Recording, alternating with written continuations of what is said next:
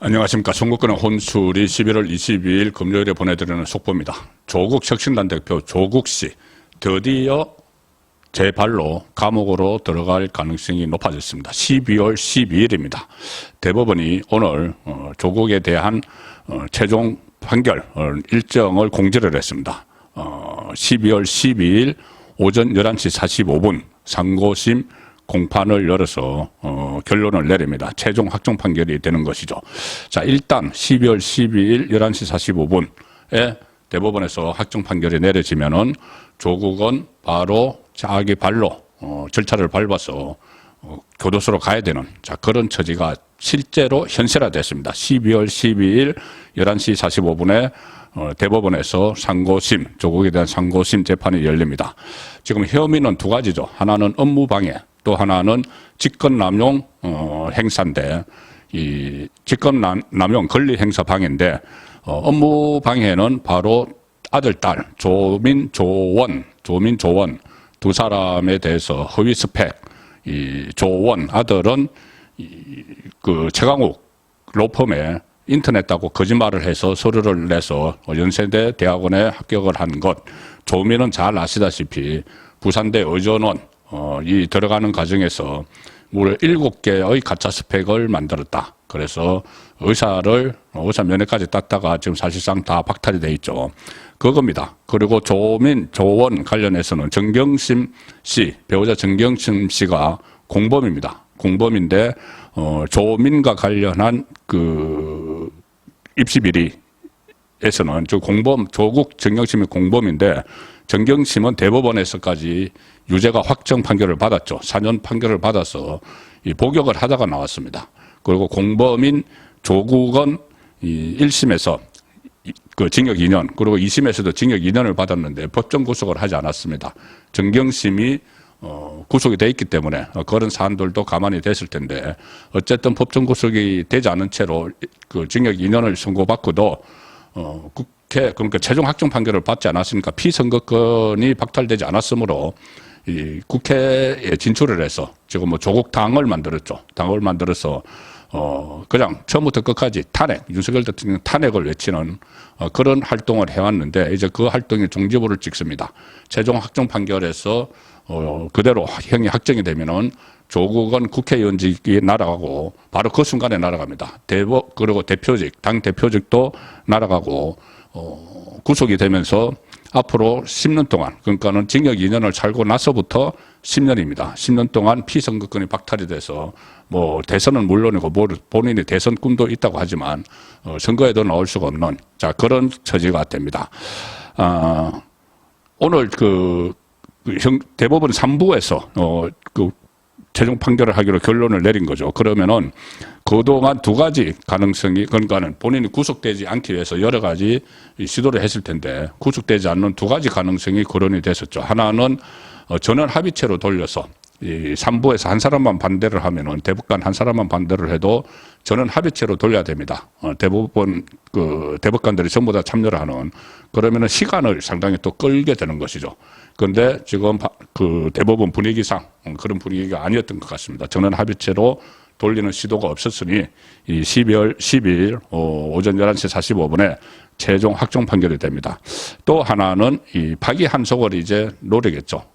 파기환송을 노리는데, 말씀드린 대로 이 입시비리, 업무방해죄는 공범이 이미 대법원에서, 정경심 씨가 대법원에서 유죄 확정 판결을 받았기 때문에 지금 이것은 파기환송이 될 수가 없는 것이고, 대법원 확정 판결이 있기 때문에 공범에 대해서 유죄수에 대한 감찰 무마 부분, 직권남용 권리행사 방해, 이것을 가지고 또 파기환송을 시도를 한다는 말은 들리지만 지금 이것도 거의 확실한 그때 1심 2심에서 징역형을 연달아 선고를 했기 때문에 이것도 파기환송될 가능성은 극히 낮다. 그렇게 보면은 이재명은 결국 죄송합니다. 이재명에 이어서 이재명은 가뜩이나 지금 야권에서 좌파 진영에서 이재명이 1심 선고법에서 징역 1년을 받았죠. 그리고 다음 주 월요일 또 위정교사에서 더 중한 징역형이 예상이 되는 상황이고, 뭐 법정 구속 이야기까지 나오는 이 상태로 돼 있습니다. 그 상황에서 제2야당 자리를 차지하고 앉아 있으면서 계속 탄핵을 외치고, 얼마 전에도 무슨 윤석열 대통령 탄핵 사유, 뭐 허황된 엉터리 같은 그 15가지 이렇게 쭉 나열을 하면서 어떻게든 윤석열 정부를 끌어내려서 본인이 살 수 있는 방법을 찾으려고 안간 힘을 썼지만, 결국 조국은 이제 12월 12일 본인의 이 모든 것이 날아가는 그런 확정 판결을 받게 됐습니다. 그리고 앞으로 이 2년을 형을 살고 나서도 10년 동안 피선거권이 박탈이 돼서 어떤 활동도 하지 못하는 상황이 되죠. 그러면은 이 상황에서 또 조국당 한 명의 운명이 곧 결정이 됩니다. 원내대표를 맡고 있는 황운하, 울산시장 선거 불법 개입 혐의 중에서 하명 수사를 했던 울산경찰청장으로 있으면서 황운하도 1심에서 징역 3년을 선고받았죠. 그런데 황운하도 법정 구속이 안 돼서 또 뭐 국회의원까지 되고, 민주당에 있다가 조국당으로 말을 갈아타서 국회의원까지 되고 이렇게 했죠. 자, 그런데 이 황운하도 원래 11월 중에 2심 선고가 나오면서 법정 구속 가능성이 거론이 됐지만, 이것도 12월로 지금 넘어갔습니다. 그럼 12월 되면은 조국당의 대표인 조국 씨, 그리고 원내 대표인 황운하 씨, 이 두 사람이 나란히 구속이 되는 그런 상황도 지금 예상을 할 수가 있습니다. 조국당으로서는 이렇게 되면은 지리멸렬을 할 수밖에 없고, 과연 조국당을 누가 이끌어갈 수 있을지 그 부분을 보면은, 또 이재명의 민주당에서도 비명계가 활동을 시작을 했기 때문에 뭐 비명계 활동을 시작하니까 움직이면 죽인다, 뭐 그런 이야기까지 지금 최민희 의원이 했죠. 그런 상황을 보면은 좌파 진영에서 대대적인 이 어떤 이합 집산이 일어날 가능성이 상당히 높아졌습니다.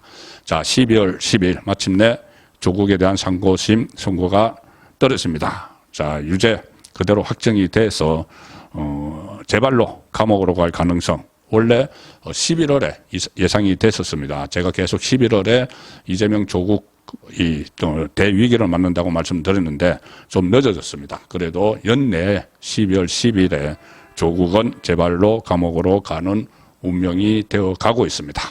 그리고 조국은 이것이 끝이 아닙니다. 다른 수사받는 것이 있죠.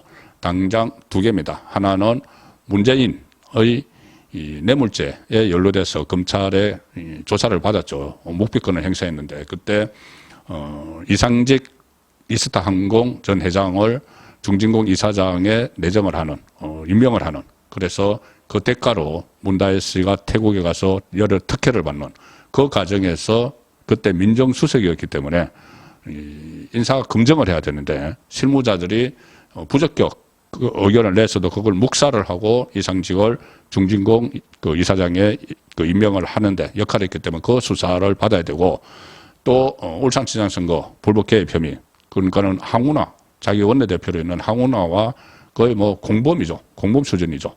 그때 민정수석으로서 하명 수사를 지휘한, 그리고 그 하명 수사를 실행한 사람이 바로 황운하입니다. 자, 그래서 그 조국은 그 사건과 관련해서도 원래 이 수사가 끝났었지만은 재기 수사 명령을 서울 고검에서 내리는 바람에 다시 수사가 진행이 되고 있죠. 임종석 당시 비서실장과 같이 조국도 이 수사 대상이기 때문에 감옥에 있으면서 또 추가로 검찰 수사를 받는, 자, 그런 신세가 되어가고 있습니다. 조국이 당을 만들어서 다른 일은 일체를 하지 않고 제일 처음부터 대검에 몰려가서 12명 쭉 데리고 대검에 몰려가서 이 검찰청 해체를 외친 이후로 무슨 뭐 정책 이런 것은 전혀 없습니다. 그냥 한동훈 특검법, 또 윤석열 탄핵, 뭐 김건희 특검법, 뭐 이런 것만 계속 매달리다가 결국은 이 소동을 벌이다가 본인의 정치 생명이 조기에 끊어지는, 자, 그런 결과로 가고 있는 상황입니다. 송국근의 혼술이었습니다.